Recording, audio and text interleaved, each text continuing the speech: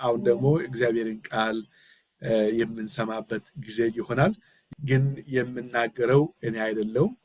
በጣም የምወደውና የማከብረው ወንድሜ ዶክተር ቴዲ በቀጥሎ እግዚአብሔርን ቃል ያስተምረናል። ከሱ ጋር ጽናቱን እንቀጥላለን።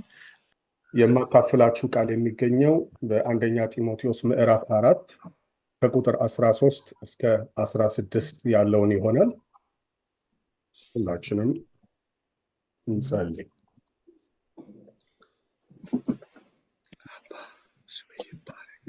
እግዚአብሔር አምላካችን ሆይ እጅግ አድርገን እናመሰግንሃለን።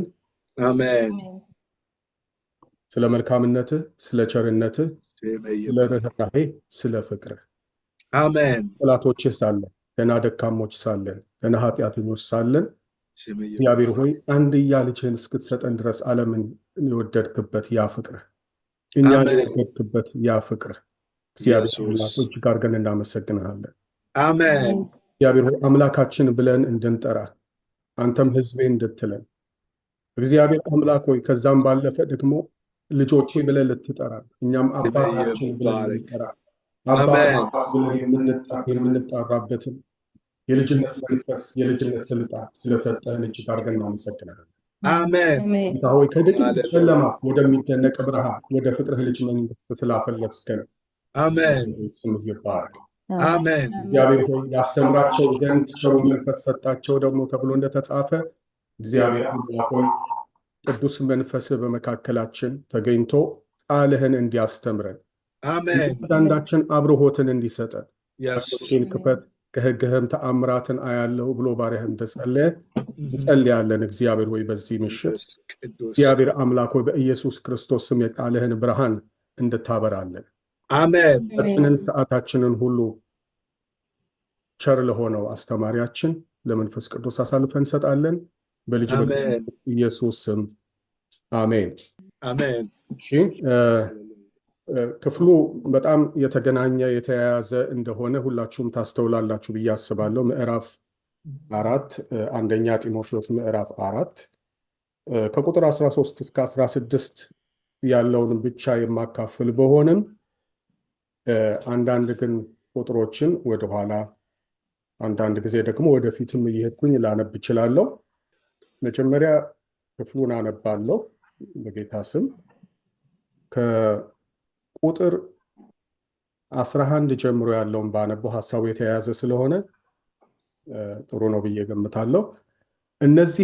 እነዚህን ነገሮች እዘዝ አስተምርም፣ ወጣትነትህን ማንም አይናቅ።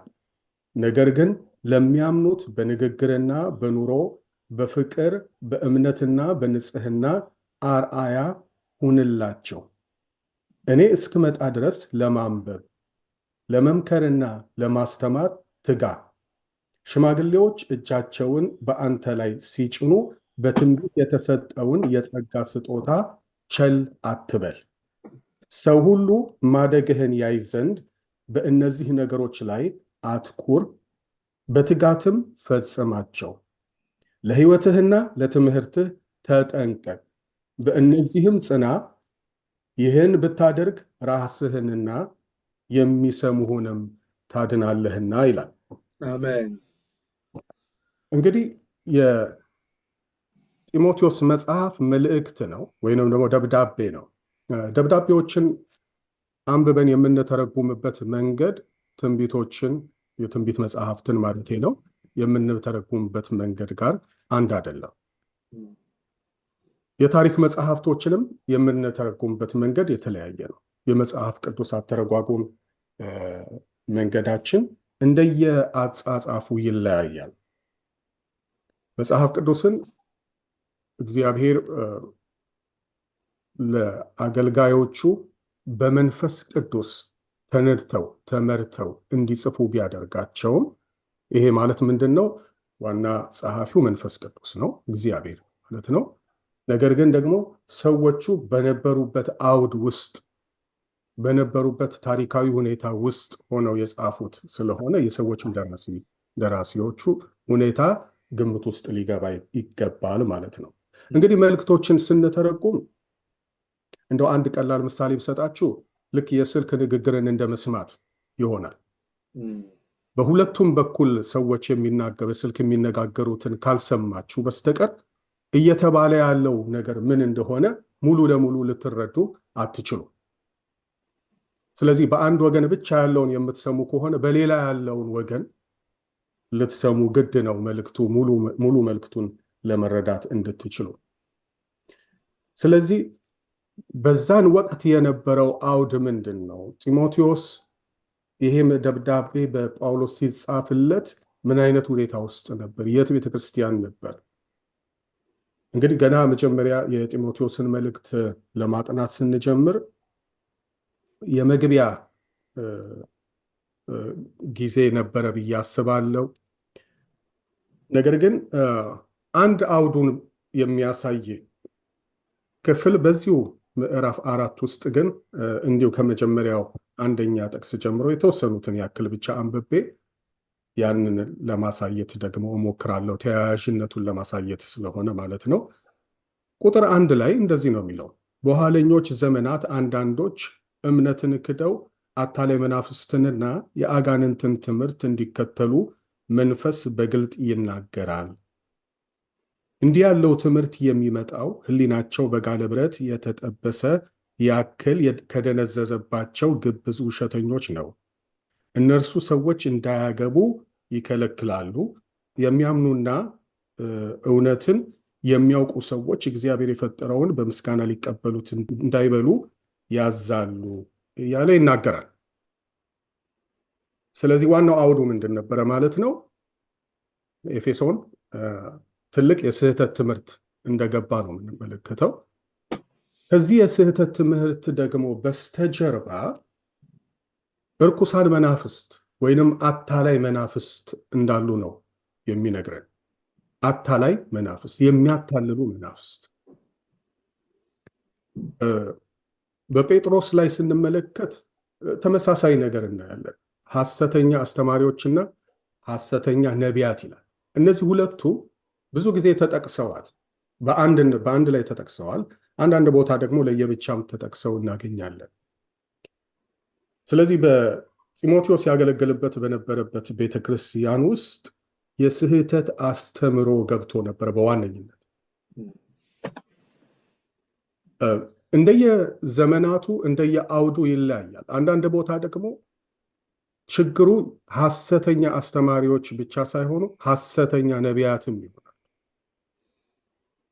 ሐሰተኛ አስተማሪዎች ምንድነው የሚያደርጉት? በሐሰት ትምህርታቸው ሰዎች ከትክክለኛው አስተምህሮ ፈቀቅ እንዲሉ ያደርጋሉ። አፖስተሲ የሚባለው ማለት ነው። ክደው ይላል አይደለም? ስለዚህ እውነተኛውን ትምህርት እውነተኛውን አስተምህሮ እንድንክድ የሚያደርግ ነው።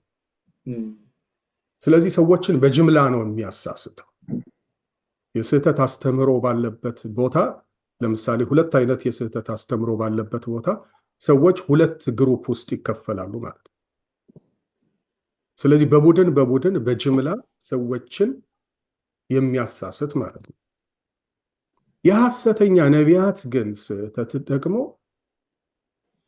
በግለሰብ ደረጃ ስህተትን በልክ የሚሰፋ ሰው የሚለብሰው ልብስ እንደየ እንትኑ ይለያያል አይደል? እንደየልኬቱ እንደየሳይዙ ይለያያል። ልክ እንደዚሁ በሰው ሳይዝ በግለሰብ ደረጃ ወርዶ ነው ስህተትን የሚሰፋው እና በጣም አደገኛ ነው። የሐሰተኛ ነቢያት ስህተት በአእምሮ ውስጥ ምሽግ ይፈጥራል። ይሄ ምሽግ በጣም ጠንካራ ምሽግ ነው። ስለዚህ ወገኖቼ በዚህ ዘመን በጣም ልንጠነቀቅባቸው የሚገቡ ነገሮችም ናቸው ጢሞቴዎስ አድሬስ የሚያደርገው ወይንም ደግሞ በጢሞቴዎስ መልእክት ሐዋርያው ጳውሎስ የሚናገረው በዚያ ለነበረችው በኤፌሶን ለነበረችው ቤተክርስቲያን ብቻ ሳይሆን በዘመናችንም ላለች ቤተክርስቲያን ነው። እያንዳንዳችን ያለንበትን ሁኔታ እናውቃለን። በሐሰተኛ አስተማሪዎች፣ በሐሰተኛ ነቢያት የተከበብንበት ዘመን ነው። እነዚህ ደግሞ ኑፋቄን ነው የሚያስተላልፉት። ከእግዚአብሔር መሰረታዊ አስተምሮ ፈቀቅ እንድንል ነው የሚያደርጉት።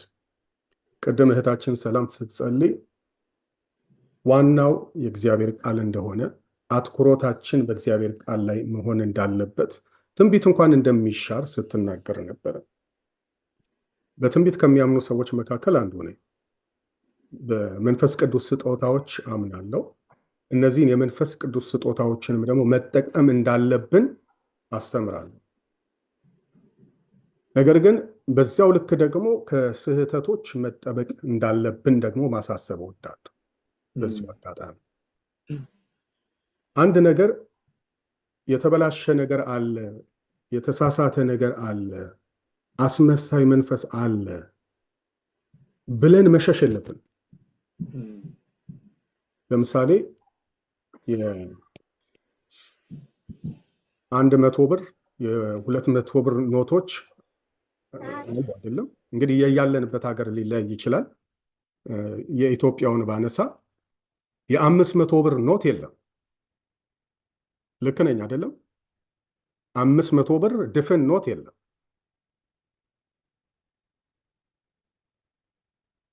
ሰይጣን ፎርጅድ አድርጎ የሚያመጣው የ500 ብር ኖትን አይደለም።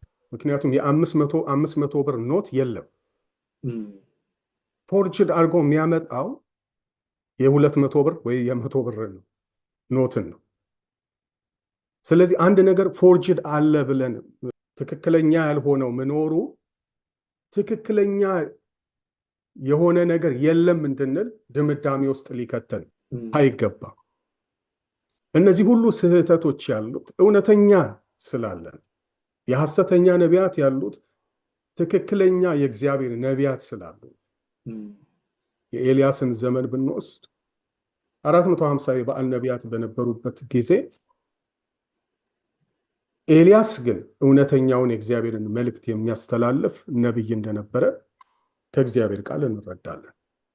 ስለዚህ ዛሬ የእግዚአብሔርን ቃል እውነተኝነት አትኩሮታችን በእግዚአብሔር ቃል ላይ እንደሆነ ስንናገር ሚዛን ደግሞ እንዳናልፍ እውነተኛ ደግሞ የትንቢት አገልግሎት እንዳለ እንዳንዘነጋ ይገባል። ስለዚህ በዘመናችን ትክክለኛ አስተምህሮቶች፣ ትክክለኛ ትንቢቶች አሉ። ነገር ግን በስህተት ነቢያትና በስህተት አስተማሪዎችም ደግሞ ተከበን እንገኛለን። የጢሞቴዎስ መልእክት ዛሬ ለእኛም የሚናገር መልእክት ነው። መልእክት አለ። እንግዲህ ከቁጥር 13 ጀምሮ ያለውን ነው የምንመለከተው። ከቁጥር 13 ጀምሮ ስንመለከት ቁጥር 13 እንደዚህ ይላል።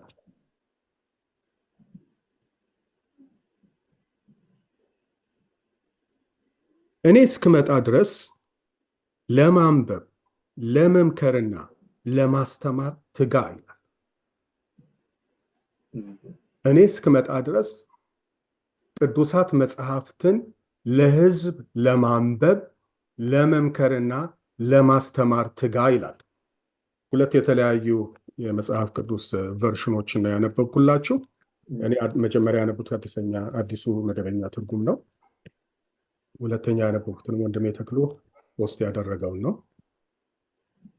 ስለዚህ ከዚህ ጥቅስ እንደምንረዳው ሐዋርያው ጳውሎስ ጢሞቴዎስን የሚነግረው እሱ ሊመጣ እንደሆነ፣ ነገር ግን እሱ እስከሚመጣ ድረስ ጢሞቴዎስ ስራ ፈቶ አይደለም መቀመጥ ያለበት። ሐዋርያው ጳውሎስ እስከሚመጣ ድረስ ምንም ነገር ሳይሰራ አይደለም መጠበቅ ያለበት፣ ነገር ግን ማስተማር እንዳለበት ይናገራል። እዚህ ማስተማር የሚለው በጣም ቁልፍ ቃል ነው። ከማስተማር ወደኋላ ማለት እንደሌለበት ነው። እዚህ ላይ ወደኋላ እንዲል የሚያደርጉ ነገሮች ብዙ አሉ። ለምሳሌ ማንም ወጣትነትህን አይናቀው ይላል አይደለም?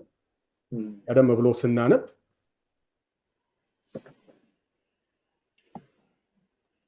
ቁጥር 12 ላይ ወጣትነትህን ማንም አይናቅ ይላል።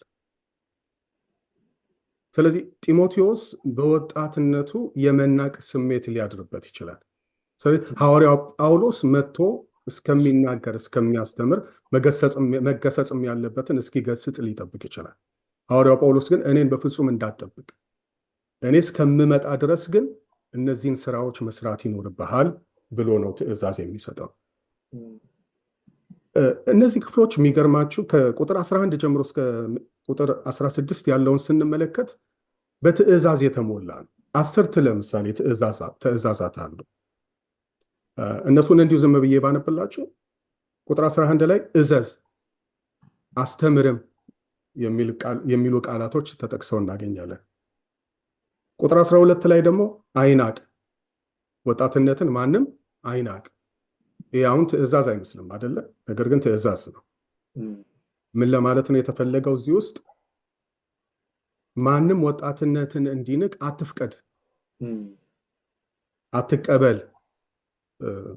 የተባልከውና የምትቀበለው የተለያየ ነገር ነው። ስለዚህ አትቀበል፣ ማንም ወጣትን እንዲንቅ አትፍቀድ የሚል ሐሳብ በውስጡ ስላለ እንደ ትእዛዝ ልንቆጥረው እንችላለን። ቀጥሎ እዛው ቁጥር 12 ላይ አርአያ ሁንላቸው የሚላል። ቁጥር 13 ላይ ደግሞ ለማንበብና ለመምከር ለማስተማር ትጋ ይላል። ቁጥር 14 ቸል አትበል ይላል። የተሰጠህን የጸጋ ስጦታ ቸል አትበል። ቁጥር 15 በእነዚህ ነገሮች ላይ አትኩር ይልና ሌላው ደግሞ እንደገና በትጋት ደግሞ ፈጽማቸው ይላል። ቁጥር 16 ላይ ለሕይወትና ለትምህርትህ ተጠንቀቅ። ከዛ ቀጥሎ በእነዚህም ጽና ይላል። ተመልከቱ፣ እዘዝ፣ አስተምርም፣ አይናቅ፣ አርአያ ሁናቸው፣ ትጋ፣ ቸል አትበል፣ አትኩር፣ ፈጽማቸው፣ ተጠንቀቅ፣ ጽና። እነዚህ ሁሉ ትእዛዛት ናቸው። ትእዛዛት የታጨቀ ክፍል ነው ከቁጥር 11 እስከ 16 ያለውን ስንመለከት። ስለዚህ እዚህ ቁጥር 13 ላይ የምንመለከተው የመጽሐፍ ቅዱስ ተኮር አገልግሎት እንዲያገለግል ጢሞቴዎስ እንደሆነ የሚያዘው። መጽሐፍ ቅዱስ በጊዜውም አለጊዜውም መሰበክ አለበት። በጊዜውም አለጊዜውም ሊነገር ይገባል። በጊዜውም አለጊዜውም ትምህርት ሊሰጥ ይገባል በቤተ ክርስቲያን ውስጥ። የጢሞቴዎስን አውድ ግን ስንመለከት በተለይ የስህተት አስተምሮ ስላለ ለዚህ ለስህተት አስተምሮ አይነተኛ መድኃኒቱ፣ ትክክለኛ መድኃኒቱ እውነተኛው ትምህርት ነው። ከማንኛውም ጊዜ አብልጦ ጢሞቴዎስ የእግዚአብሔርን ቃል ሊያስተምርበት የሚገባ ጊዜ እንደነበረ ነው የምንመለከተው። ስለዚህ በመጽሐፍ ቅዱስ አገልግሎት፣ በመጽሐፍ ቅዱስ ተኮር አገልግሎት ቤተ ክርስቲያንን እንዲያገለግል 3 ነገሮችን ነው እዚህ ጋር ሐዋርያው ጳውሎስ የሚመክረው። መጀመሪያ የመጽሐፍ ቅዱስ ንባብ ይላል። ይሄ አሁን እየቀረ የመጣ ነገር ነው። አንዳንድ ቤተክርስቲያናት ይደረጋል። ምናልባት ወንድሜ ተክሉ በመካነ ኢየሱስ ቤተክርስቲያን ከመሰበኩ በፊት ይነበባል። ያ በጣም ጥሩ ልምድ ነው። በድሮ ጊዜ መጽሐፍ ቅዱስ እያንዳንዱ ሰው እጅ ውስጥ ስላልገባ መጽሐፍ ቅዱስን የማንበብ በግል የማንበብ በቤት የማንበብ ነገር አልነበረም። ምክንያቱም የህትመት ቴክኖሎጂ የመጣው ዘመናዊነት ስለሆነ ከ400 ከ500 ዓመት በላይ የዘለለ ታሪክ የለውም። ስለዚህ በጥንቷ ቤተክርስቲያን ውስጥ የነበሩ የመጽሐፍ ጥቅሎች ውስን ስለነበሩ እነዚህ አገልጋዮች ሲያነቧቸው ነው ህዝቡ እድል የሚያገኘው፣ እነዚህ የመጽሐፍ ቅዱስ ክፍሎች ሲነበቡ። ስለዚህ በህዝብ ፊት መጽሐፍ ቅዱስን የማንበብ ልምድ ነበራቸው። ይሄ ደግሞ በጣም አስፈላጊ ነበር። ስለዚህ ንባብ አድርግ ይላል። ሁለተኛ መምከር ነው የሚለው፣ እሱን 3ኛ ላደርገውና 3ኛ ላይ ምንድን ነው የሚለው? አስተምር። ይሄ አስተምር የሚለው በጣም ቁልፍ ነገር። ያን ጊዜ የነበሩ ትምህርቶች የሚሰጡት አንድን የመጽሐፍ ቅዱስ ክፍል ወስዶ የማብራራት እንደ ዘመናችን አልነበረም። በእርግጥ ይሄ በጣም ጥሩ የመጽሐፍ ቅዱስ ማስተማር ዘዴ ቢሆንም ግን በእነሱ ጊዜ የተወሰኑ አርዕስትን ወስደው በዛ ላይ ጥልቅ ጥናት አድርገው ያስተምሩ ነበር። የመጽሐፍ ቅዱስን ጥቅል ሐሳብ ያስተምሩ ነበር። ስለዚህ አስተምር ይላል። ጢሞቴዎስን አስተምር አስተምር አስተምር። እንደውም ቁጥር 11 ጀምሮ ነው ይሄንን የሚናገረው። ቁጥር 13 ላይ ብቻ አይደለም። ቁጥር 11 ላይ ያለውም ሐሳብ ይሄንን በደንብ ግልጽ አድርጎ ይናገራል። ቁጥር 11 ምንድን ነው የሚለው? እነዚህን ነገሮች፣ የትኞቹን ነገሮች ነው? እነዚህን ነገሮች ሲል እንግዲህ ቀደም ብሎ ከምዕራፍ 4 ከቁጥር 1 እስከ 6 ያለውን ብትመለከቱ ታገኛላችሁ። እነዚህን ነገሮች እዘዝ አስተምርም። ሁለት ነገሮችን እዚህ ጋር አንድ ላይ አድርጓል። እዘዝና አስተምር። ምን ለማለት ፈልጎ ነው? እዘዝ አስተምር ሲል በስልጣን አስተምር ማለት ነው። ምክንያቱም የስህተት አስተምሮ ስለነበረ ያንን የስህተት አስተምሮ ለመቃወም በስልጣን ልታስተምር ይገባል። በስልጣን ማስተማር ከምን ይለያል? ከማመቻመች ይለያል። ወይንም ያልተበራረዘ ያልተሸቃቀጠ ወንጌል እንደሆነ መናገር ያለበት። የእግዚአብሔርን ቃል ምንም ኮምፕሮማይዝ ሳያደርግ፣ ምንም ሳያመቻመች በግልጽ በድፍረት በስልጣን እንዲያስተምር ነው ሐዋርያው ጳውሎስ ጢሞቴዎስን የሚመክረው። ብዙ ጊዜ ሚዛናዊነት የሚባል እንትን አለ አይደለ? ባላንስ ማድረግ ይላሉ። አንዳንድ ጊዜ ሰዎች ይሰሙና የሁለት ወገንን አስተምሮ እንደው ሚዛናዊ ብናደርገው፣ እንደው ባላንስ ብንፈጥር። ባላንስ የሚሉት ምንድን ነው? የሁለት ነገሮችን ወስደው ድብልቅ። አሁን እግዚአብሔር ያሳያችሁ፣ ብርሃንና ጨለማ እንዴት ነው ባላንስ የሚያደርጉት? ሁሉ ነገር ባላንስ አያደርግም። ምናልባት የሚስትና የባል ሀሳብ ቢለያይ እንደው እስቲ መሀል ላይ እንገናኝ፣ አንቺም ትንሽ አንድ እርምጃ ወደፊት እኔም አንድ እርምጃ ወደፊት እናድርግና እስቲ ሚዛናዊ እናደርገው ማለት እንችላለን። ይሄ ግን የተለየ ነው። እውነተኛና ሐሰተኛ አስተምህሮ እንዴት ነው ባላንስ ሊደረጉ የሚችሉት? ግማሽ እውነት ግማሽ ሐሰት ተወስዶ ነው? ስቲል ስህተት ነው የሚሆነው። ስቲል የሐሰት ትምህርት ነው የሚሆነው። ግማሽ እውነት የሚባል ነገር የለም። ስለዚህ እዚህ ላይ መጠንቀቅ ስላለብን ብርሃን ከጨለማ ግንኙነት ስለሌለው፣ እግዚአብሔር ከሰይጣን ጋር መጋጠም ስለሌለው በመካከል ባላንስ ለመፍጠር መሞከር የለብንም። ክርስቶስ ሰምራ ለመሆን ካልፈለግን በስተቀር። ክርስቶስ ሰምራ እግዚአብሔርና ሰይጣንን ለማስታረቅ ሙከራ ያደረገች መንፈሳዊ ሴት እንደሆነች ነው እንግዲህ ከአንዳንድ መጽሐፍት የሚነበበው። ከመጽሐፍ ቅዱስ ማለት አይደለም፣ ከየት እንደሆነ ታውቃላችሁ። ስለዚህ ጢሞቴዎስ እንደ ክርስቶስ ሰምራ ሊሆን አይደለም የተጠራው። ጢሞቴዎስ ሚዛኑን የጠበቀ አስተምሮ ላስተምር ብሎ እንዲያመቻምች አይደለም። እዘዝና አስተምር ነው የተባለው። በስልጣን አስተምር ነው የተባለው። ወገኖች፣ ይሄ በስልጣን ማስተማር ዛሬም በዘመናችን በጣም የሚያስፈልገን ነገር ነው። እግዚአብሔር ሁላችንን የሚርዳን። አሜን። ይሄ ለጢሞቴዎስና ጢሞቴዎስን ለሚመስሉ ለመጋቢዎች ብቻ የመጣ መልእክት ሳይሆን ለሁሉም የመጣ መልእክት ነው። ለዚህ እኮ ነው እዘዝና አስተምር ይላል። ሌሎችም የሚቀበሉት ዘንድ የተገባ ስለሆነ። ሌላው አስተምህሮ በጣም እጅግ አስፈላጊ ነገር ነው። በቤተ ክርስቲያን ውስጥ መጽሐፍ ቅዱስ ተኮር አስተምሮ ከሌለ ምዕመናን በሕፃንነት በማንኛውም የትምህርት የስህተት ነፋስ ይፍገመገማሉ። እንዲያውም ለዚች ቤተክርስቲያን በኤፌሶን ምዕራፍ 4 ላይ ብናነብ ሐዋርያው ጳውሎስ ምንድን ነው የሚለው? በቤተ ክርስቲያን እግዚአብሔር አንዳንዶችን ሐዋርያት፣ አንዳንዶችን ነቢያት፣ ወንጌል ሰባኪዎች፣ መጋቢዎችና አስተማሪዎች የሆኑ ዘንድ ሰጠ ነው የሚለው። ስለዚህ እዚህ ላይ መጋቢዎችና አስተማሪዎች የሚል ነገር እናገኛለን። መጋቢዎችና አስተማሪዎች። መጋቢዎች ያው ይመግባሉ፣ የሚመግቡት ቃሉን ነው። አስተማሪዎች ያስተምራሉ። የሁለቱ አገልግሎት ልዩነት ቢኖረውም አሁን እሱን ለማብራራት ጊዜው አይደለም። ግን ቢሆንም አንድ የሚያደርጋቸው ነገር አስተምሮ ነው፣ ያስተምራሉ። ስለዚህ በኤፌሶን ቤተክርስቲያን ምእመናን በስህተት ትምህርት እንዳይፍገመገሙ፣ በትምህርት ንፋስ እንዳይወሰዱ እውነተኛ አስተምሮ፣ መጽሐፍ ቅዱስ ተኮር አገልግሎት ሊኖር ይገባል። ዛሬ በዘመናችን በየቤተ ክርስቲያናችን ሊገን የሚገባው መጽሐፍ ቅዱስ ተኮር አገልግሎት ነው። በጣም የሚገርመኝ መቼም የቆያችሁ ሰዎች ታስተውላላችሁ። ድሮ አንድ ክርስቲያን ቤታችሁ ሲመጣ የምትሰጡት መጽሐፍ ቅዱስን ነበር። የእግዚአብሔርን ቃል አካፍለን ብላችሁ መጽሐፍ ቅዱስን ትሰጡታላችሁ።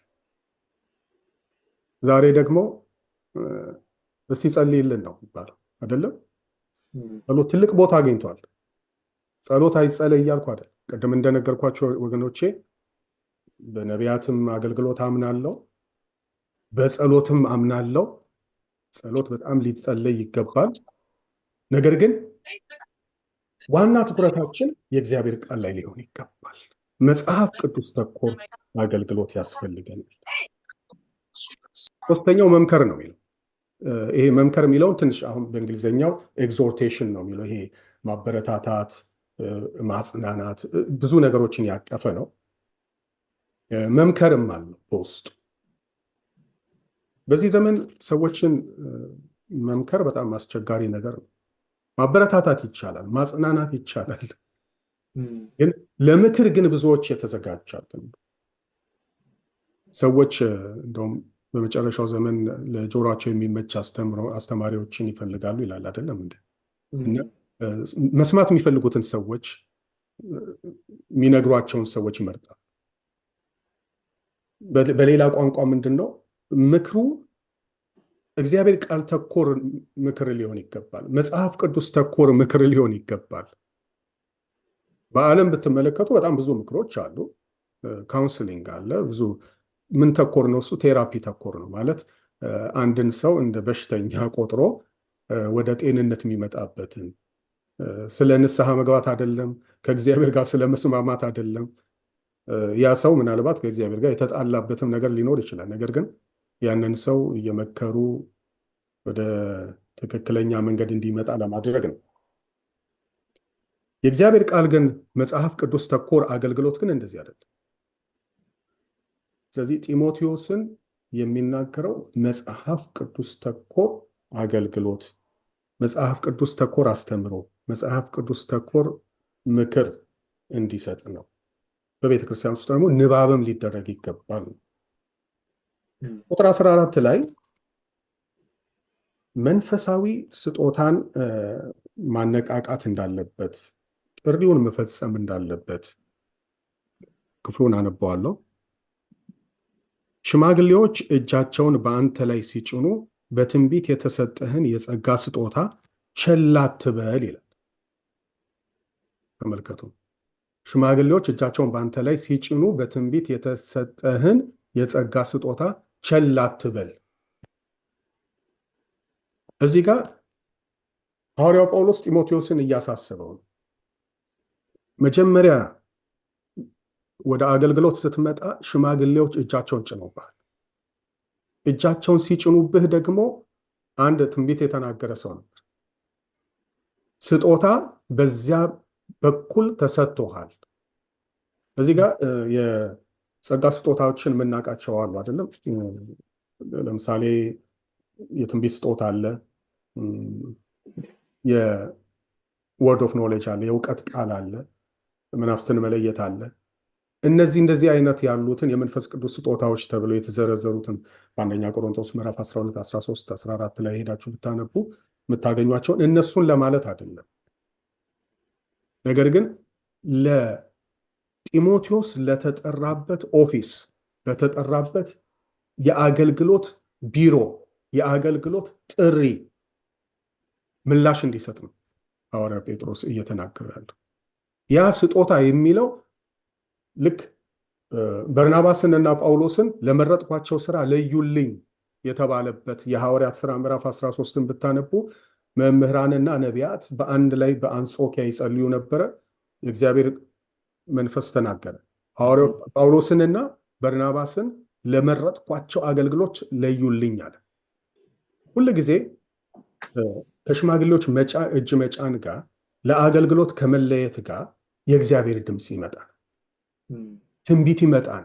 ስለዚህ ጢሞቴዎስ ወደ አገልግሎት ሲመጣ የዚህ አይነት ትንቢት መጥቶ ነበረ፣ እጅ ሲጫንበት በሽማግሌዎች እና ለአገልግሎት የተለየበት ጊዜ ያስታውሰዋል። ያንን ጥሪህን ፈጽም ይለው። ወይንም ደግሞ ይሄ ጥሪ ምላሽ የሚፈልገው አንድ ጊዜ ብቻ አይደለም፣ በቀጣይነት ይሄ ጥሪ ምላሽ ይፈልጋል ነው። ይሄ ቢሮ አንድ ጊዜ ስለገባህበት የምታገለግለው በቃ ብለህ የምትዘነጋው ነገር መሆን የለበትም። ሁል ጊዜ ልታስበው ይገባል። ሁል ጊዜ ልትሰራበት ይገባል። ሁል ጊዜ ልትጠቀምበት ይገባል። ለጢሞቴዎስ የዚህ አይነቱን መልእክት የጻፈለት ምክንያት ጢሞቴዎስ በተፈጥሮ በጣም ጭምት ሰው ነበር። እንግዲህ ያው ጭምት ሰው ምን ማለት እንደሆነ ታውቃላችሁ። ቤቱን ብዙ የሚያሳልፈው ብዙ በፓብሊክ ወይንም በህዝብ በተሰበሰበ ብዙ መናገር ይቆጠባል፣ ብዙ ነገር ይፈራል እና ያንን ፍርሃቱን ለማስወገድ ያንን ጥሪ ምላሽ ስጥ የሚል ያንን አስብ። የተጠራህለት ዓላማ አለ፣ የምትኖርለት ዓላማ አለ፣ የምትሞትለት ዓላማ አለ። እሱን አስብ ነው ጢሞቴዎስን የሚለውና ያው በዕድሜ ወጣት ነበር፣ በ30ዎቹ አካባቢ የነበረበት ነው። ግን ሐዋርያው ጳውሎስን ተከትሎ ወደ አገልግሎት የሄድበት የነበረው ጊዜ በጣም ያንግ ኤጅ ላይ ወደ 17 ዓመት ያለ እንደሆነ ነው ከመጽሐፍት የምንረዳው። አብሮት በብዙ የአገልግሎት ጉዞዎቹ ከጳውሎስ ጋር ይተባበር የነበረ ነው። እንደውም በሁለት ከተማ ያሉ ክርስቲያኖች እስኪመሰክሩለት ድረስ በጣም ጨዋ ስነ ምግባር ያለው እንደነበረ ነው የምንረዳው። ስለዚህ ጢሞቴዎስ የነበረበት ሁኔታ የነበረው ፐርሰናል ስብዕና ስንመለከት በጣም ቁጥብ ነበር። ከልጅነት ጀምሮ በእግዚአብሔር ቤት እንዳደገ ነው። እንደውም በአያትህና በእናትህ ያለው እምነት እንደውም በአንተ እንዳለ አስባለሁ አውቃለሁ ይላል እና ለጳውሎስ ራሱ የደስታ ምንጭ ነው የሆነ በእናቱና በአያቱ ወደሱ መተላለፍ እና በጣም የተባረከ ልጅ ነው። በእናቱና በአያቱ የነበረ መንፈስ የሚያስጨንቀው ልጅ አልነበረም። በአያቱና በእናቱ የነበረው መንፈስ ያው መንፈስ ይተላለፋል ታውቃላችሁ። ጨዋ አይደለም፣ ፈቃድ አይጠይቅም። እምነት ግን የምትቀበሉት ነገር ራሳችሁ ከእግዚአብሔር ጋር ባላችሁ ግንኙነት የምታገኙት ነገር ነው እና ጢሞቴዎስ ያንን ማድረጉ ነው የሚያስደስተው። እንዲሁ ዝም ብሎ የተላለፈበት ቢሆን ምንም የሚያስገርም ነገር አይደለም። ግን ጢሞቴዎስ በጣም ጥሩ ፈለግ ተከትሎ የቤተሰቡን ፈለግ ተከትሎ የሐዋርያው ጳውሎስን አገልግሎት ፈለግ ተከትሎ የሚያገለግል ነበር። ነገር ግን በስብዕናው ምክንያት በጣም ለመውጣት ለማገልገል ያለው ነገር ትንሽ ይቆጠብ ነበረ። ያ እንትኑ ይገድበው፣ ጭምትነቱ ትንሽ ይገድበው። ለዚህ እኮ ነው ምዕራፍ 4 እዚሁ ምዕራፍ 4 ላይ ቁጥር 12 ላይ ወጣትነትን ማንም አይናቅ ይላል። ነገር ግን ለሚያምኑት በንግግርና በኑሮ በፍቅር በእምነትና በንጽህና አርአያ ሁንላቸው ይላል። ከእንደዚህ አይነት ፍርሃት የሚያድነው ምንድን ነው? ወይንም ደግሞ ከእንደዚህ አይነት የጭምትነት መገታት የሚያድነው ምንድን ነው? በቃ ማንም ወጣትነትን እንዲንቅ አትፍቀድ። ተመልከቱ፣ በጣም ትልልቅ ሰዎች እንደነበሩ እንመለከታለን በዛ ቤተክርስቲያን። ምዕራፍ 5 ቁጥር 1 ራሱ ብታነቡ አረጋዊውን ሰው እንደ አባት ቁጠረው፣ ምከረው እንጂ በኃይለ ቃል አትናገረው ይላል። ወይንም ደግሞ ሽማግሌውን አትገስጸው፣ እንደ አባት ቁጠረውና ምከረው ነው የሚለው እና ምን ለማለት ነው?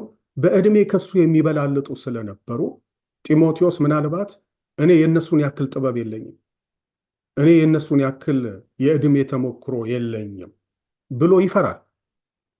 ስለዚህ ያንን ወጣትነትን ማንም አይናቅ። መቼም እንደዚህ አይነት መልእክት የመጣለት በጣም የሚደፍር ይመስለኛል። ጢሞቴዎስ ግን በጣም እንደዚህ አይነት ሰው አልነበረም። ሽማግሌውን የማይገስጽ ተመልከቱ ምን ያህል የእግዚአብሔር ቃል ራሱ ስለ ዕድሜ እንደሚናገርና በቤተ ክርስቲያን ውስጥ አንዳንድ ጊዜ ያለው ድፍረት ያስገርማቸዋል። ከወጣቶች መጣ በቃ እግዚአብሔር ተቀብቶኛል፣ ማንም አይናገረኝም፣ በቃ እግዚአብሔር የቀባውን ማንም እጁን አይንካው ይላል። ስለዚህ የፈለግኩትን ብናገር እንዳትናገሩኝ፣ ትልልቆችንም በእድሜ ከፍ ያሉትንም እንኳን አዋርደውና ዘርጥጠው ሲናገሩ ምንም የማይሰማቸው አገልጋዮች የበዙበት ዘመን ነው። ጢሞቴዎስ ግን ደንሷ አልነበረም። ጢሞቴዎስ በጣም በአክብሮት ሪስፔክትፉል የሆነ በእድሜ የሚበልጠውን ሁሉ ምንም እንዴት ማድረግ እንዳለበትም ሐዋርያው ጳውሎስም በእርግጥ ይነግረዋል። ነገር ግን ባይነገረውም እንኳን ተቆንጥጦ ያደገ ልጅ አይነት ነገር ነው ጢሞቴዎስ እና ወጣትነትን ግን ማንም አይናቅም። በጣም ግን የሚገርመው በውጫዊ ያለው ነገር አይደለም፣ ሰዎች ስለናቁት አይደለም፣ ግን እንደዛ ይሰማው። ያን ስሜቱን ነው ማሸነፍ ያለበት ጢሞቴዎስ። ስለዚህ ያንን ስሜትን የምታሸንፈው እነሱ የደረሱበት እድሜ ላይ በመድረስ ምክንያት አይደለም፣ ወይንም እኔ እስክመጣ ድረስ መጠበቅህ አይደለም፣ ከኔ ጋር መታየት አይደለም፣ እስክመጣ ድረስ ምክር አስተምር ነው አይደለም የሚለው። ስለዚህ እንደሱ አይደለም። ነገር ግን ማንም ወጣትነትን እንዳይንቅ ምን አድርግ? አርአያ ሁንላቸው። በምን? በንግግርና በኑሮ ምሳሌ ሁናቸው እያለ ነው። አርአያ የሚደረግ ሰው መቼም የሚከተል ሰው አይደለ? እሱን የሚመስል ሐዋርያው ጳውሎስ እኔ ክርስቶስ እንደምመስል እኔን ምሰሉ ይላል አይደለም? ጢሞቴዎስንም ደግሞ እንደዛ ተመሳሳይ ምክር እየመከረው ነው። አንተ ክርስቶስን ምሰልና ሌሎች ደግሞ አንተን ይምሰሉ፣ አንተ ምሳሌ ሁናቸው፣ አንተ አርአያ ሁናቸው ነው እያለ ያለው እና እዚህ ቦታ ላይ ምንድነው? አንደኛ ንግግርን ነው። ምክንያቱም ንግግር በጣም አስፈላጊ ነው። ንግግር ለሰዎች የተሰጠ በጣም ትልቅ ስጦታ ነው፣ ወይንም ደግሞ አቅም ነው፣ ችሎታ ነው። እንስሳት እንኳን ይህንን አይጋሩንም።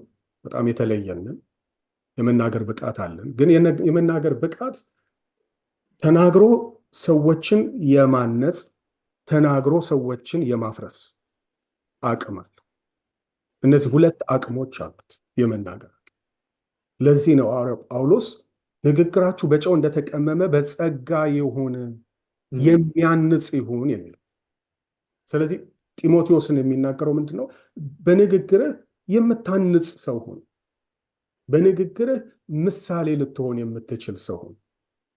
ያ ሰው ሰባሪው ሰው እንደዚህ የሚያስቀይመው እንደሚባል አይነት ሰው ሳይሆን ሰውን የሚሰራ ንግግር ያለ ሰው፣ በንግግር በቃ ምሳሌ የምትሆን። አንዳንድ ጊዜ ደግሞ ንግግር ከተግባር ጋር ካልሄደ ግብዝነት ነው የሚሆነው። ስለዚህ ሐዋርያው ጳውሎስ ምንድነው የሚለው? በኑሮህም ምሳሌ ሁናቸው፣ በአካሄድህ፣ በተግባርህ፣ በመውጣት በመግባትህ፣ በስነ ምግባርህ ምሳሌ ሁናቸው።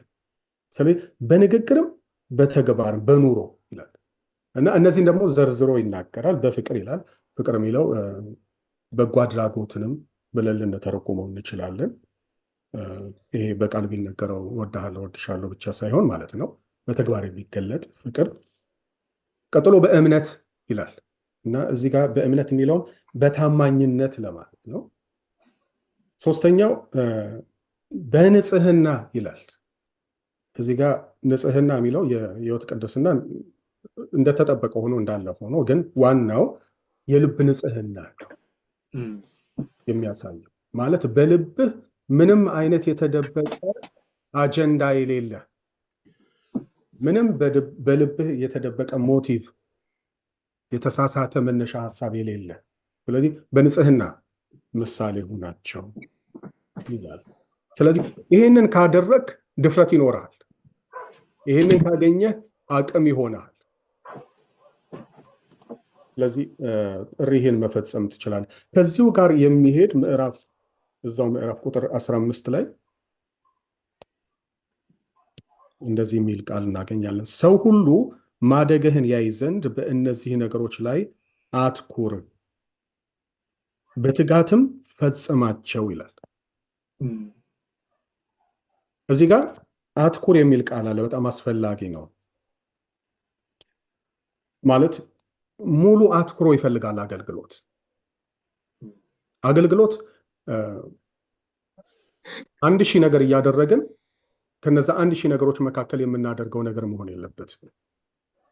በህይወታችን ትኩረት የሚፈልግ ነገር ቢኖር አገልግሎት ነው እና በአገልግሎት ትኩረት መስጠት እንዳለበት፣ መባከን እንደሌለበት፣ እዛም እዚህም መቅበዝበዝ እንደሌለበት፣ በጊዜውም አለጊዜውም በጽናት ማገልገል እንዳለበት ነው የምንመለከተው። ስለዚህ ለጥሪ ምላሽ መስጠት ስንል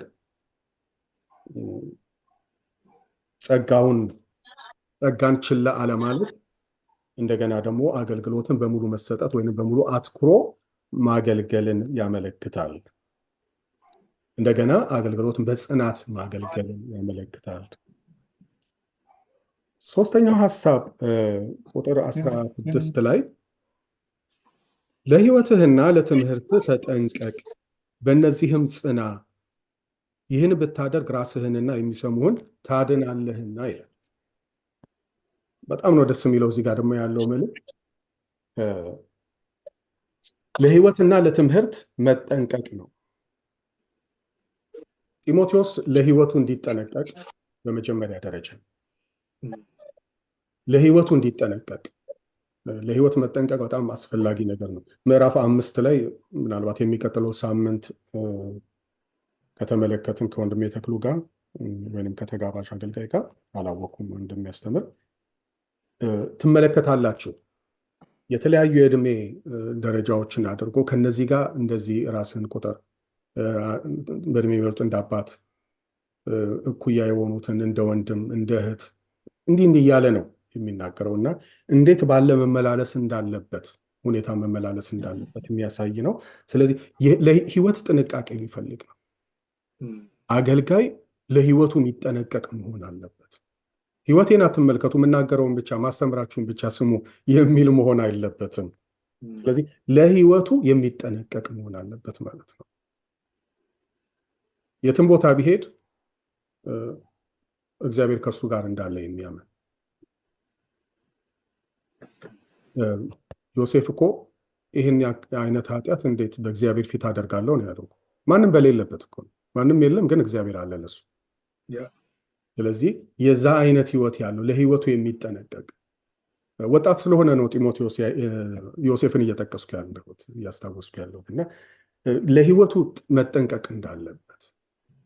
ምክንያቱም ምዕራፍ 5 ላይ ስለ ወጣት ሴቶች ሁሉ ይናገራልና እንዴት ራሱን በንጽህና መጠበቅ እንዳለበት ማለት የምታምኑት ጢሞቴዎስ የምታምኑት ነው። ሴቶች ልጆቻችሁን በሱ አካባቢ ቢሆኑ እንደው ብቻቸውን ትታችሁ ብትሄድ የምታምኑት አይነት ሰው ጢሞቴዎስ፣ የዛ አይነት አገልግሎት።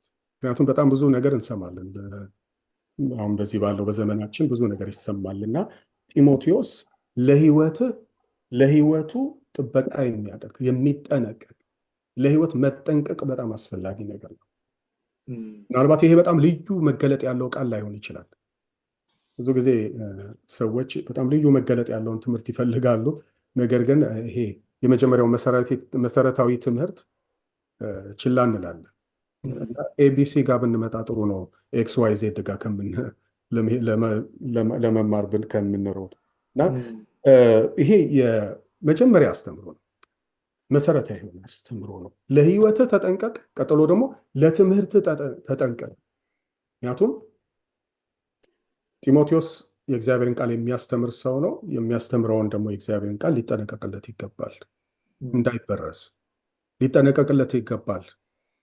ከሌሎች ትምህርቶች ጋር እንዳይሸቃቀጥ ሊጠነቀቅ ይገባል፣ ወደ ስህተት እንዳይሄድ። ስለዚህ ልክ የቤሪያ ክርስቲያኖች ያደርጉ እንደነበሩ ጳውሎስ ከሰበከ በኋላ በእርግጥ እንዲሆንን ቃሉ እንደዚህ ይላል እያሉ ይመረምሩ እንደነበረ የእግዚአብሔር ቃል የምንመረምርበት ጸጋ ያስፈልገናል እንደ ጢሞቴዎስ። ስለዚህ ለህይወትህና ለትምህርትህ ተጠንቀቅ። ይህንን ብታደርግ ውጤት አለ። ውጤቱ ምንድን ነው? አንደኛ ራስህን ታድናለህ። ሁለተኛ የሚሰሙህን ታድናለህ። እዚህ ጋር ታድናለህ የሚለው መቼም የክርስቶስን ቦታ ወስደህ ለራስህም ለሌሎችም መስዋዕት ትሆናለህ፣ ህይወታቸውን ታድናለህ እያለ አይደለም። ፊልጵስዩስ ምዕራፍ 2 ቁጥር 13 አካባቢ ብታነቡ ምንድን ነው የሚለው ሐዋርያው ጳውሎስ? መዳናችሁን በፍርሃትና በመንቀጥቀጥ ፈጽሙ ነው የሚለው።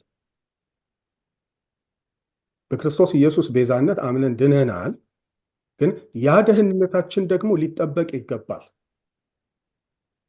አሁን በዘመናችን አንድ ያለ አስተምሮ አንድ ጊዜ ከዳንክ ለዘላለም ድነሃል።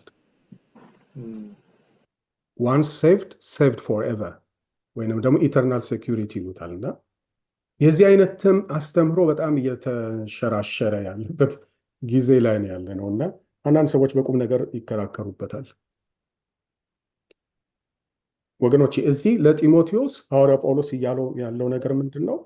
ራስህንና የሚሰሙህን ታድናለህ። መቼ? ለህይወትህና ለአስተምህሮ ስትጠነቀቅ።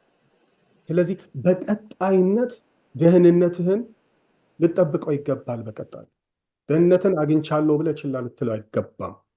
ሁሉ ጊዜ የህይወትና የአስተምህሮ ጤንነትን በመጠበቅ ልትመራው ይገባል። ቅድም እንግዲህ እንደነገርኳችሁ አውድ ይወስነው በጢሞቴዎስ አውድ በኤፌሶን የስህተት አስተምሮ ገብቶ ስለነበረ ሰዎች እውቀት መሳይ እውቀት የያዙበት ጊዜ ነበር እና ያ የስህተት ትምህርት በጣም እውቀት ላይ የሚያተኩር ነበር። ማለት ሚስጥራዊ እውቀትን በማወቅ እንድናለን የሚል ነው። በእንግሊዝኛው ኖስቲሲዝም ይሉታል። እና የዛ አይነት ኖስቲክ የሆነ ቲቺንግ የገብቶ የነበረበት ጊዜ ነው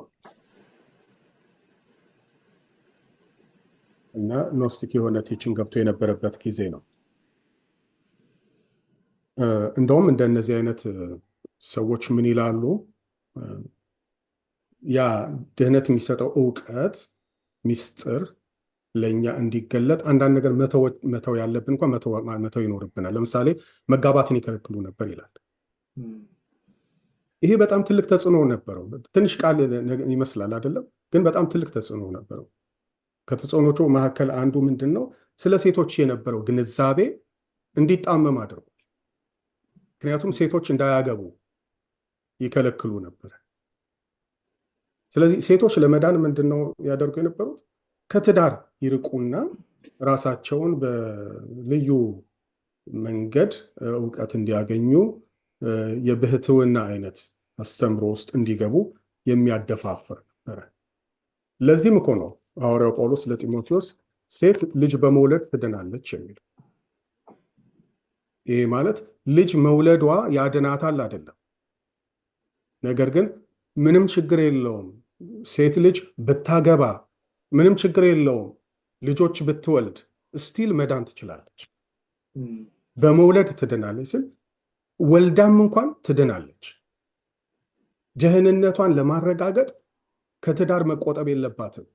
ደህንነቷን ለማረጋገጥ ከመውለድ መቆጠብ የለባትም እያለ ነው እንጂ ሴቶችን ለማሳነስ የተነገረ ክፍል አይደለም ያጠቅስና አውዱን ልናስተውል ይገባል የምለው ለዚህ ነው።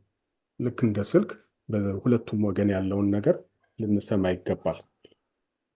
ስለዚህ ለህይወትህና ለአስተምህሮ ተጠንቀቅ ሲል የህይወት ብልሹነት፣ የህይወት ስህተት፣ የአስተምህሮ ስህተት፣ የህይወት መበላሸት ውስጥ ገብተው ስለነበረ ለዛ መፍትሄ ይሆን ዘንድ ነው እና ደህንነቱንም ጠብቆ እንዲያውቅ የሌሎችንም ደግሞ ደህንነት ማስጠበቅ እንዲችል እንዲያሳስባቸው ነው ሐዋርያው ጳውሎስ ጢሞቴዎስን በዚህ መልእክት የሚናገረው።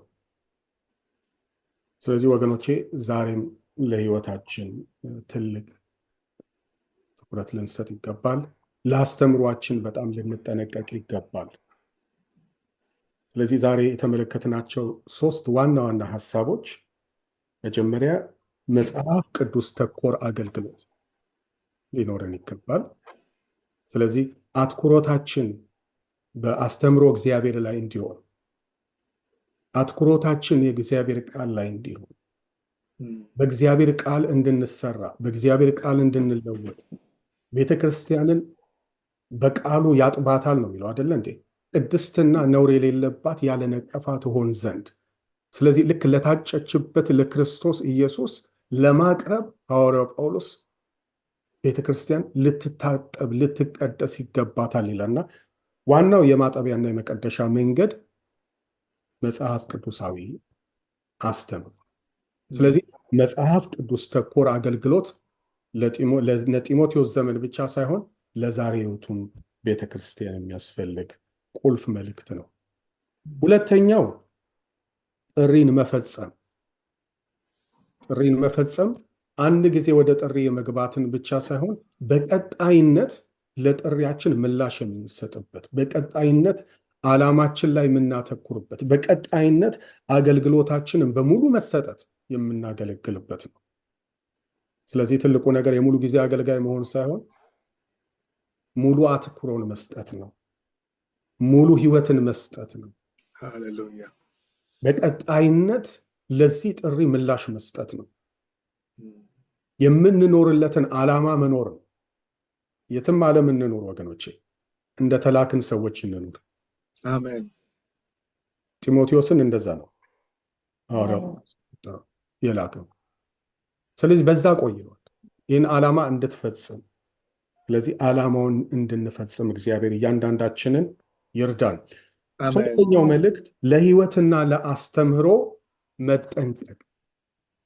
ሐዋርያው ጳውሎስ ጢሞቴዎስ በዛ በስህተት አስተምሮ በተዋጠችው ቤተክርስቲያን ውስጥ ለህይወትና ለትምህርቱ አትኩሮት እንዲሰጥ፣ እንዲጠነቀቅ፣ እንዲፈትሽ እንደተናገረው ዛሬ እግዚአብሔር ሁላችንንም የዚህ አይነቱን ጥንቃቄ እንድናደርግ፣ የዚህ አይነቱን ፍተሻ እንድናደርግ ሁላችንንም እግዚአብሔር ይርዳል።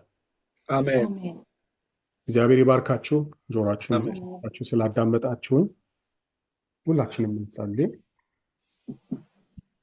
እግዚአብሔር አምላካችን ሆይ ዛሬ ስለተከፋፈልነው ቃል እጅግ አድርገን እናመሰግንሃለን። አሜን። በዚህ ቃል ደግሞ መኖር ይሆንልን ዘንድ ወደ ግራም ወደ ቀኝም ብትል ከኋላ የእግዚአብሔር መንገዷ ይህች ናት በእሷም ሂድ የሚለውን የእግዚአብሔርን ቃል ትሰማለህ፣ ድምፅ ትሰማለህ እንደተባለ እግዚአብሔር ሆይ ወደ ግራና ወደ ቀኝ እንዲሁ የምናማትር ሰዎች እንዳንሆን፣ የምንቅበዘበዝ ሰዎች እንዳንሆን እግዚአብሔር ሆይ አንተ የምትለውን ግን በዚህ ዘመን መስማት ይሆንልን ዘንድ በኢየሱስ ክርስቶስ ስም ጸልያለሁ። አሜን። አምላክ ሆይ ለምንም ነገር ሳይሆን ለቃልህ ጆሮአችን የተከፈተ እንዲሆን ከምንም ጊዜ በላይ እግዚአብሔር ለፈቃድህ ራሳችንን የሰጠን ሰዎች እንድንሆን ፈቃድ ይሁን እንዳለ ክርስቶስ ኢየሱስ እግዚአብሔር አምላክ ሆይ ዛሬ በሕይወታችን እግዚአብሔር አምላክ ሆይ ፈቃድህን የማስፈጸም ነገር አቅምና ጉልበት እንዲሆንን እለምንሃለሁ። እግዚአብሔር አምላክ ሆይ የራሳችን ፈቃድ፣ የዓለም ፈቃድ፣ የሰይጣን ፈቃድ ማስፈጸሚያው ሳይሆን እግዚአብሔር አምላክ ሆይ በላይ ያለው ያንተ ፈቃድ እግዚአብሔር ሆይ በምድር እንድትሆን በሕይወታችን እንድትፈጸም እግዚአብሔር ሆይ በኢየሱስ ክርስቶስ ስም እንጸልያለን።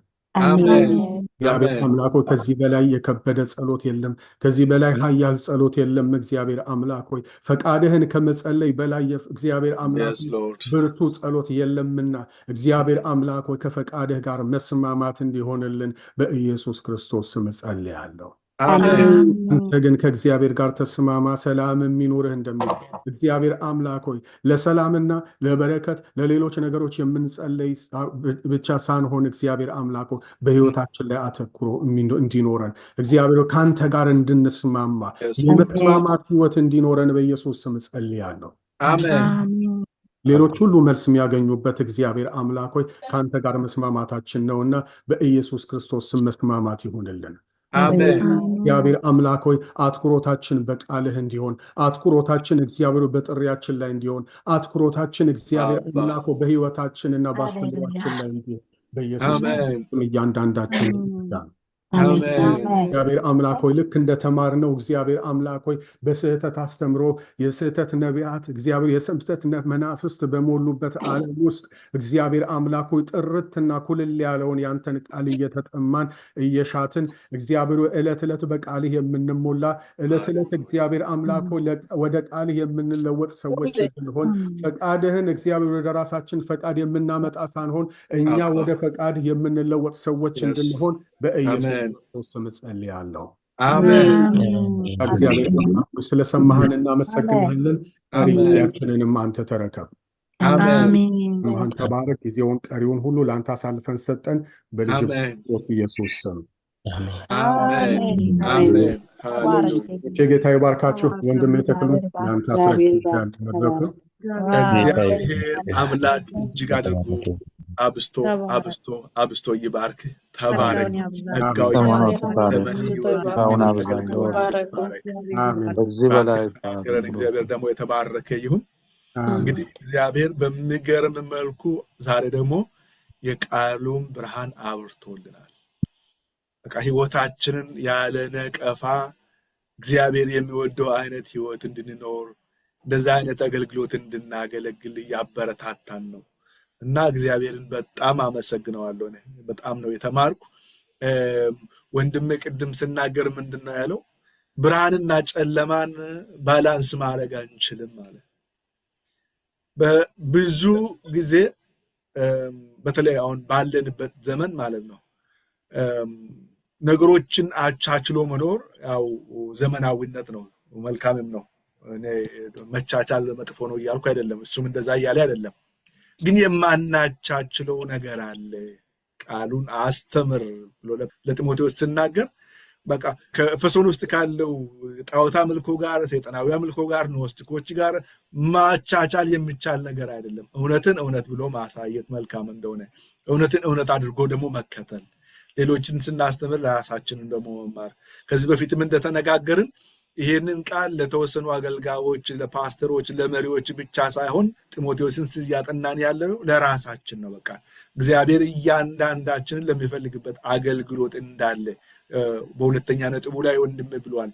በቃ በተሰጠን አገልግሎት አንድ ጊዜ በቃ ጀምረን በዛ ምንጨርስ ሳይሆን በየቀኑ ራሳችን የምናይበት መሆን እንዳለበት ብሏልና በጣም እግዚአብሔር ይባርከው።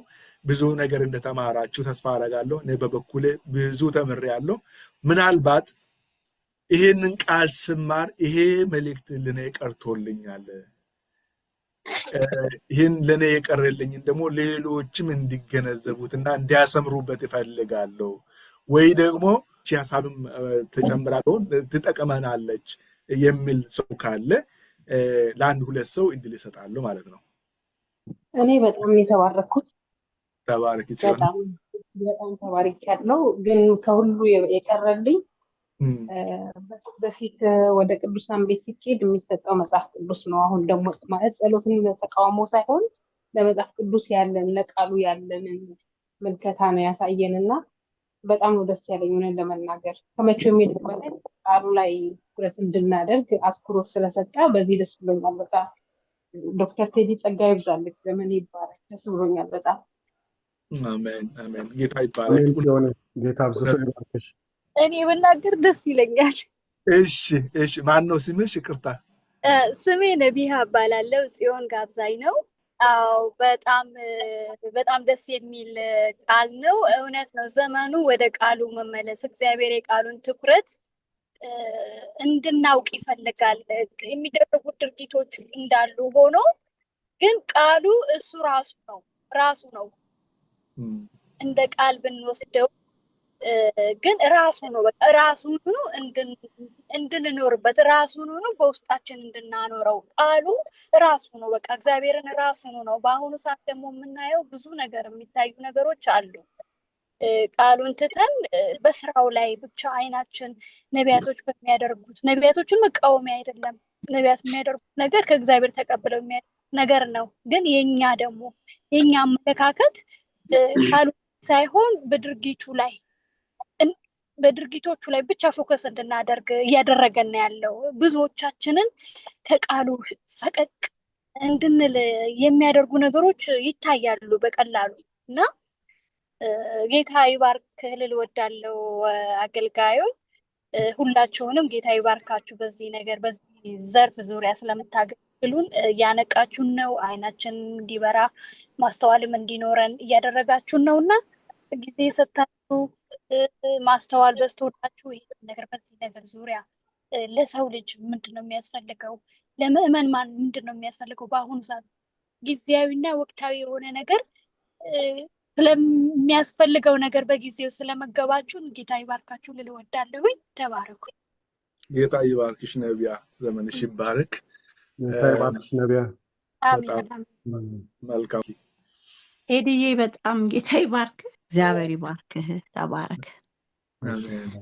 ብዙ ምርኮን እንዳለው በቃልህም ልቤን ደስ አለው። የደስታዬ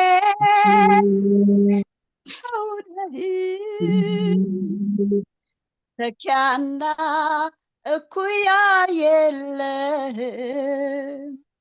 የሰላሜ ምንጭ አንተው ነህ፣ መተኪያና እኩያ የለህም። ቃልህን እወደዋለሁ በጣም በጣም፣ ቃልህን እወደዋለሁ። ድምፅህን እወደዋለሁ ጌታዬ፣ ድምፅህን እሰማዋለሁ። ቃልህን እወደዋለሁ፣ ቃልህን እወደዋለሁ። ድምፅህን እሰማዋለሁ አስተማሪ፣ ድምፅህን እሰማዋለሁ። ብዙ ምርኮን እንዳገኘ ሰው በቃልህን ደስ አለው። የደስታዬ ምንጭ አንተው ነህ፣ መተኪያና እኩያ የለህ። ዘላለሜ ነህ፣ የሰላሜ ምንጭ አንተው ነህ፣ መተኪያና እኩያ የለህ። ቃልህን እወደዋለሁ መንፈስ ቅዱስ፣ ቃልህን እወደዋለሁ። ድምፅህን እሰማዋለሁ መሪዬ፣ ድምፅህን እሰማዋለሁ። የእግዚአብሔር ቃሉ የነጠረ ነው፣ ለሚታመኑበት እርሱ ጋሻ ነው። ለቃል ጌታዬ እኔ እገዛለሁ፣ ሁኚ ያልከኝን ሁሉ ዛሬም ሆናለሁ። ያጽናናኝ የደረሰልኝ በመንገዴ ሁሌም ይመራኝ፣ ሕይወቴንም ለቀየረልኝ ቃል ብቻ ሁሌ አስተማማኝ። ብዙ ምርኮን እንዳገኘ ሰው በቃልህን ውስጤን አረሰረሰው። የደስታዬ ምንጭ አንተው ነህ፣ መተኪያና እኩያ የለህ። ሰላሜ ምንጭ አንተው ነህ፣ መተኪያና እኩያ የለህ። አፍ የሚወጣው ሕያው ያንተ ቃል መሻት ግን ወደኛ ስቦ ያመጣል። ያድናል፣ ይገላል፣ ይተክላል፣ ይነቅላል። እርሱ ያለው ብቻ በእርግጥም ይሆናል። ሳር ይጠጣል፣ አበባው ይረግፋል፣ በምድር ያለው ሁሉ ይለዋወጣል። ዘመን ጊዜ የማይለዋወጠው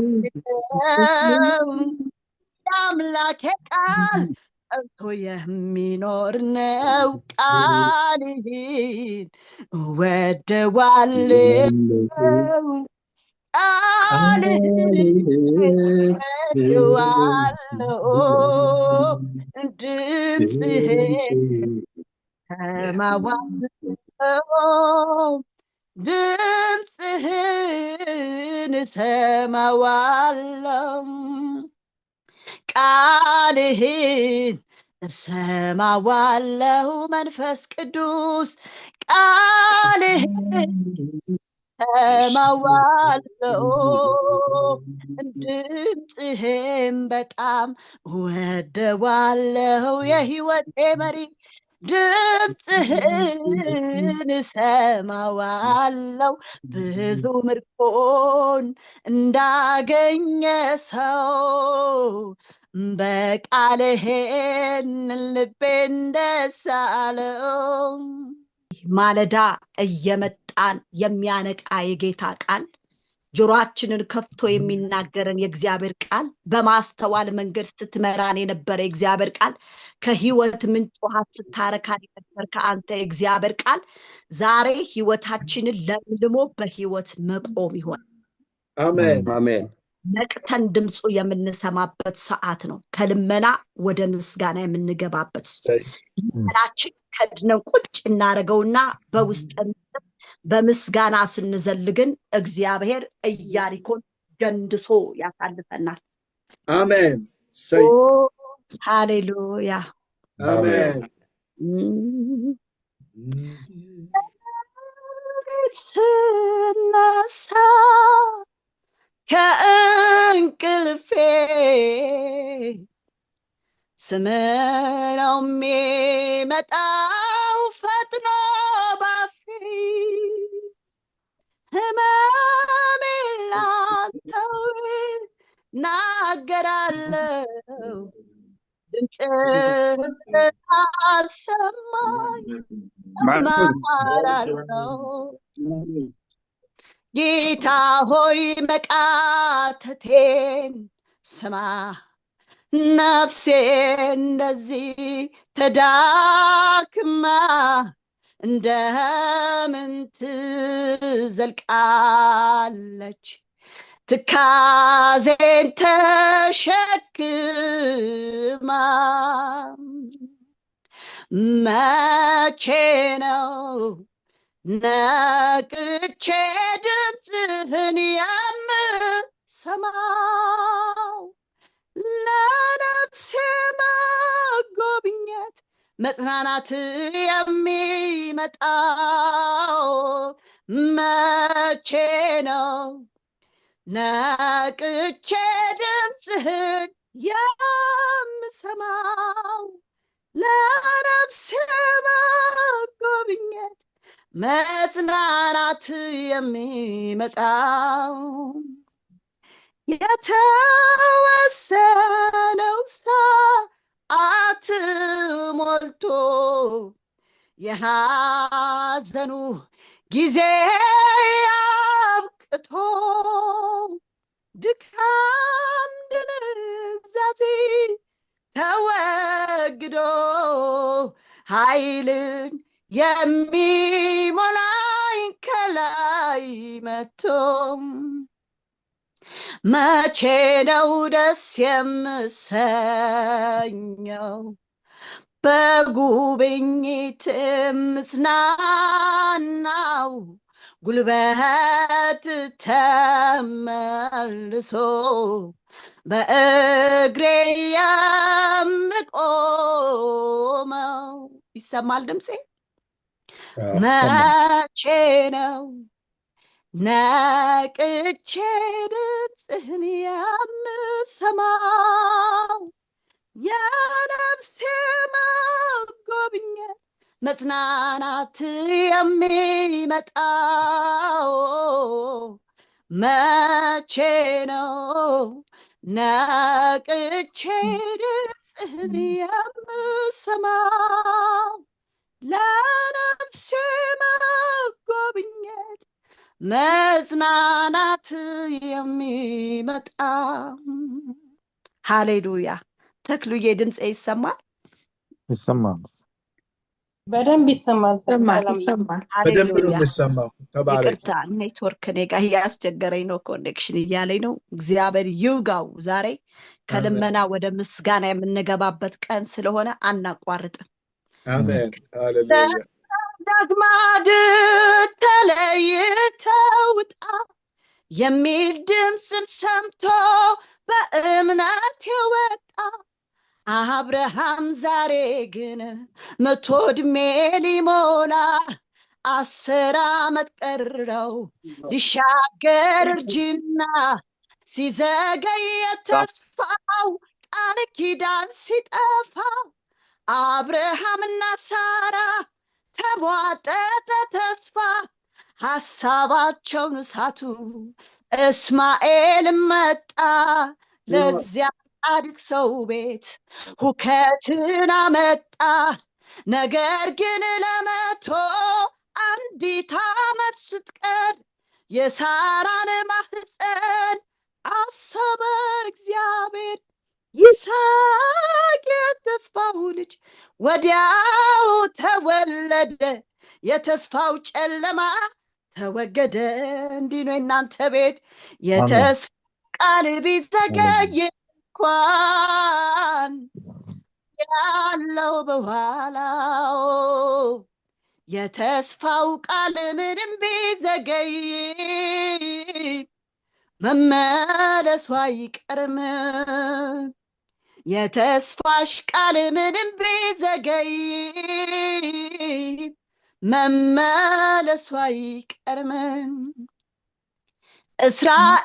እስራኤላውያን ከነዓን እንዳይገቡ ጋሬጣ ሆነባቸው የኢያሪኮ ግንቡ። እንደ መለከትን በእጃቸው ይዘው በታላቅ ዝማሬ ሊነድሉት ቆርጠው ፍጹም ሳይሰለቹ ሕዝቡና ኢያሱ የኢያሪኮን ቅጥር ሊደረማምሱ ቆርጠው ተነስተዋል፣ ዙረት ጀምረዋል። ይኸው ሳይነደል 6 ቀን አልፎታል፣ ግን ለመጨረሻው መዞር ጀምረዋል። መለከት መንፋቱን ተያይዘውታል። በዚህ ታላቅ ተስፋ ኢያሪኮን ሲዞሩ የኢያሪኮ ቅጥር አፈረሱ። የተስፋው ቃል ምንም ቢዘገይ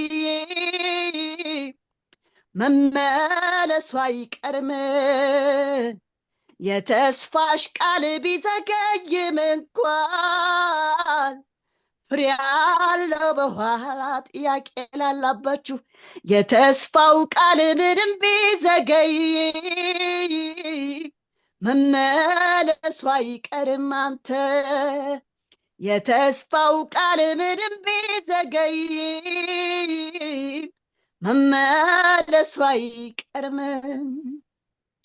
ሐና መካኗ ሴት ልጅ ያልወለደች ለብዙ ዓመታት ብዙ ያለቀሰች ሁልጊዜ ወደ አምላኳ የምታፈስ እንባ ከ10 ልጆች ሊልቅ ያልተሻላት ባሏ ወደ ቤተ መቅደስ ልትጸልይ ገብታ ካህኑ ኤሊ ግን ሰካራም ነሽ አላት።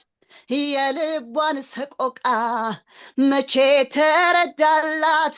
አምላኬ ልጅ ስጠኝ ላንተ እሰጥሃለሁ፣ ይኸው ተንበርክኬ ቃል ኪዳን እገባለሁ እያለች በተስፋ ስጠብቅ ሳሰለች ሳሙኤልን ይኸው ወንድ ወለደች። የተስፋው ቃል ምንም ቢዘገይ መመለሱ አይቀርም። የተስፋው ቃል ቢዘገይም እንኳን ፍሬ አለው በኋላ። ማርያምና ማርታ ታላቅ ወንድማቸው እጅግ የሚወዱት ያመመኪያቸው አልዓዛር ታሞ አልጋ ላይ ተኝቷል፣ መሞቱም አልቀረም ብለውም ሰግተዋል። ቶሎ በአፋጣኝ መልእክት ላኩበት፣ ወዳጁን ኢየሱስን ሊያስጠሩት ወደዱ። ግን አልዓዛር ሞተ፣ እያደረ ባሰ፣ እዚያው በተኛበት ወንድማቸው ሞተ። ተስፋቸው ቆረጡ፣ ወስደውም ቀበሩት። 4 ቀን አለፈ ዋሻ ውስጥ ከጣሉት። ግን በ4ኛው ቀን ያ ወዳጁ መጣ፣ ሟቹን ከሞት መሃል ውስጥ አወጣ። የተስፋው ቃል ምንም ቢዘገይ መመለሱ አይቀርም። የተስፋው ቃል ቢዘገይም እንኳን ፍሬ አለው በኋላ። የተስፋሽ ቃል ምንም ቢዘገይ መመለሱ አይቀርም። የተስፋው ቃል ቢዘገይም እንኳን ፍሬ አለው በኋላ። የተስፋው ቃል ምንም ቢዘገይ መመለሱ አይቀርም።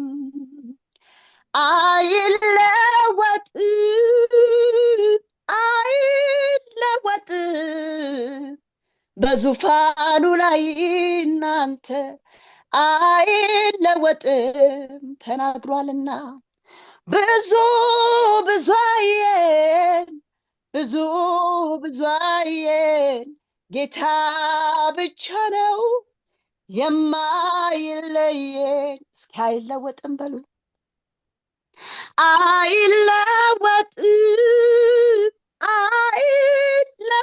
አይለወጥም በዙፋኑ ላይ አይለወጥም።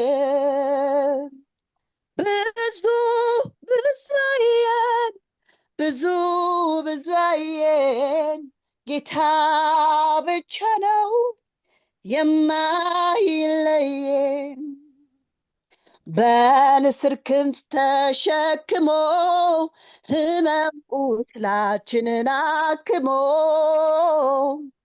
ድጡ ሲጥለን ያነሳን፣ ሰዎች ሲረሱን ያረሳን፣ እባቡ ጊንጡ ሳይነድፈን ምድረ በዳውን እርሷ አሳለፈን። ማዳኑ ጸጋው ብዙ ነው፣ እግዚአብሔርን እናመስግነው። እናንተ እግዚአብሔርን እናመስግነው፣ እግዚአብሔርን እናመስግነው።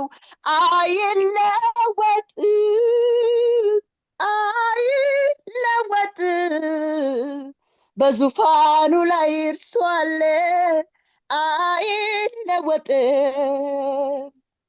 ብዙ አየን፣ አረ ብዙ አየን፣ ጌታ ብቻ ነው የማይለየን። ወየው ብሎ ድሃ ሲያቃስት፣ ያለው ባለጠጋ ሲሰስት፣ ትልቁ ትንሹን ሲንቀው፣ ጌታ እኮ ነው ሁሉን የሚያውቀው። አዲስ ምዕራፍ ተከፍቶ ደግሞ ምስኪኑ ተጎብኝቶ፣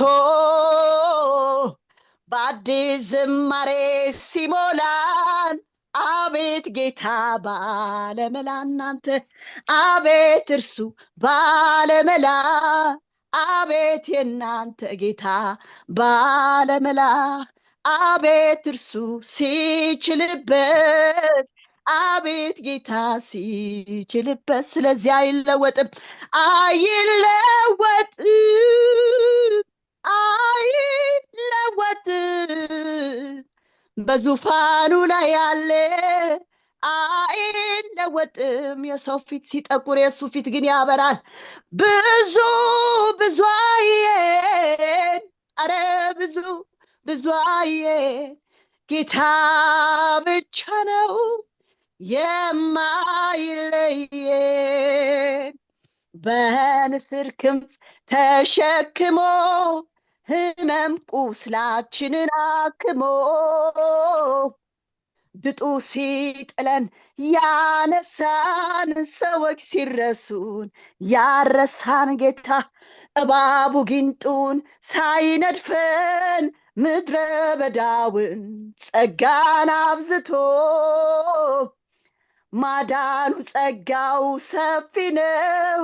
እናንተ እግዚአብሔርን እናመስግነው፣ ለእግዚአብሔር እልል በሉለት፣ እግዚአብሔርን እናመስግነው። ወየው ብሎ ድሃ ሲያቃስት፣ ያለው ባለጠጋ ሲሰስት፣ ትልቁ ትንሹን ሲንቀው፣ ጌታ እኮ ነው ሁሉን የሚያየው። አዲስ ምዕራፍ ተከፍቶ ደግሞ ምስኪኑ ተጎብኝቶ፣ በአዲስ ዝማሬ ሲሞላል። አቤት እርሱ ባለመላ፣ አቤት ጌታ ባለመላ፣ አቤት እርሱ ባለመላ።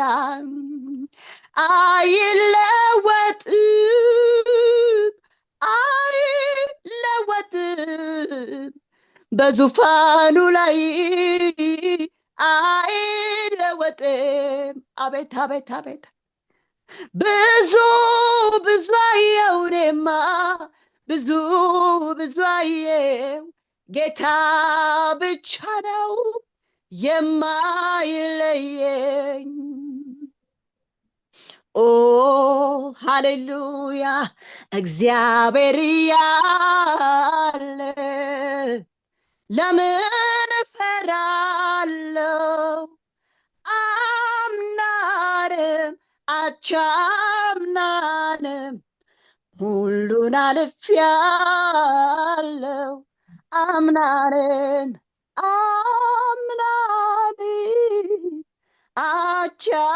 አቻምናንም ሁሉን አልፌያለሁ። ወየው ብሎ ድሃ ሲያቃስት፣ ያለው ባለጠጋ ሲሰስት፣ ትልቁ ትንሹን ሲንቀው፣ ጌታ እኮ ነው ሁሉን የሚያየው። አዲስ ምዕራፍ ተከፍቶ ደግሞ ምስኪኑ ተጎብኝቶ፣ በአዲስ ዝማሬ ሲሞላን። አቤት ጌታ ባለመላ በሉት፣ አቤት ኢየሱስ ባለመላ፣ አቤት ያንቺ ጌታ ባለመላ። አይለወጥም፣ አይለወጥም። በመንበሩ ላይ ያለ እንደጸና አይለወጥም። አቤት አቤት አቤት አቤት።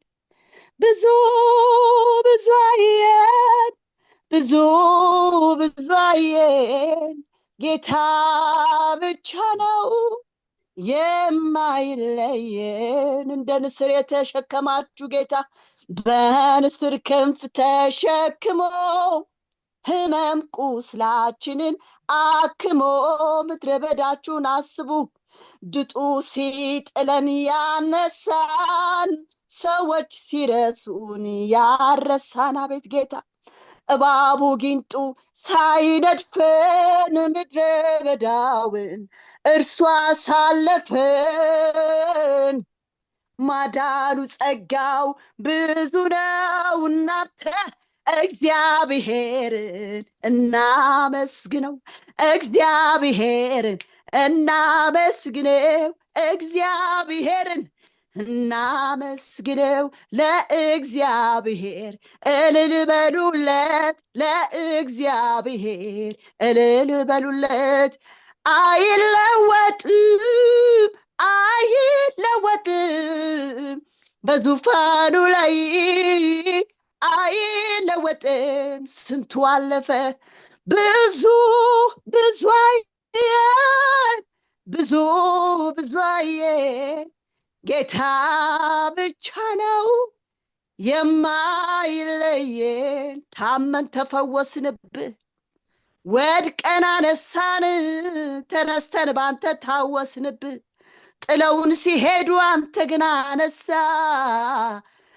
እንደ ንስር ከፍ አደረከን እንዳውም ወደ ላይ ወደ ላይ ወደ ላይ ባለዳ የሆነ ሃሌሉያ ይሄ መዝሙር የሚመለከተው ያመስግን ጌታ ብቻ ባለመላ ስንወድቅ ያነሳ ድጡ ሲጥለን እሱ ያነሳ እባቡ ጊንጥን ሁሉ የረገጠልን አቤት ጌታ ባለመላ ሰዎች ሲረሱን እሱ ግን ያነሳ ሀብታም በሀብታሙ ሲኮራ ጌታ ግን ገንዘብ የሆነ አቤት እግዚአብሔር የረዳው ሰው አቤት እግዚአብሔር ያሰበው ሰው ምንኛ ምስጉን ነው ርስቴ ናችሁ ያለን በምድረ በዳ ተቅበዝብዘን እንዳንወድቅ ያደረገ አቤት አብርሃምን ጋሻህ ነኝ ያለው ከነዓንን ትወርሳለህ ያለው ሃሌሉያ ሐናን በሴሎም ላይ የተገናኛት በተቀመጠችበት ቦታ የተገናኛት ዛሬም እናንተ ናችሁ አመስግኑት ይሄንን ቃል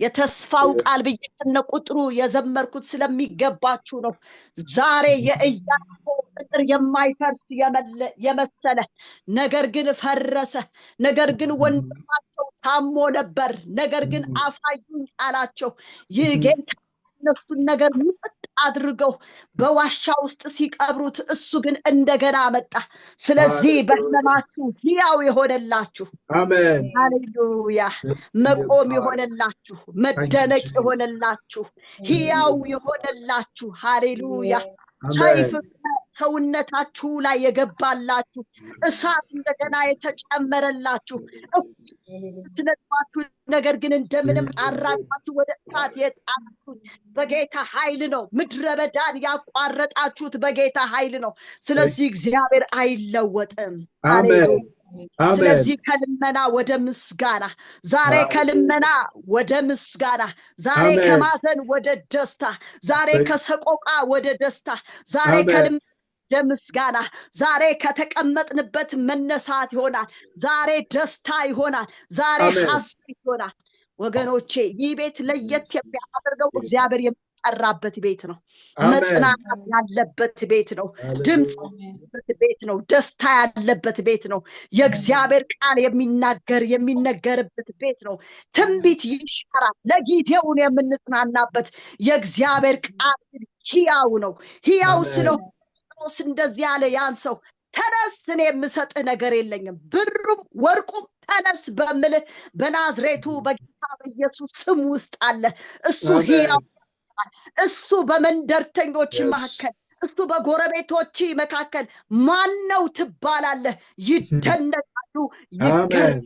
ይደነቃሉ ማለት ማውራት ነው መገረም ደግሞ እጅ ባፍ ላይ ያስጭናል እሱ ነው እኮ ይባላል ዛሬ መነሳት ይሆናል ዛሬ ለውጥ ይሆናል ዛሬ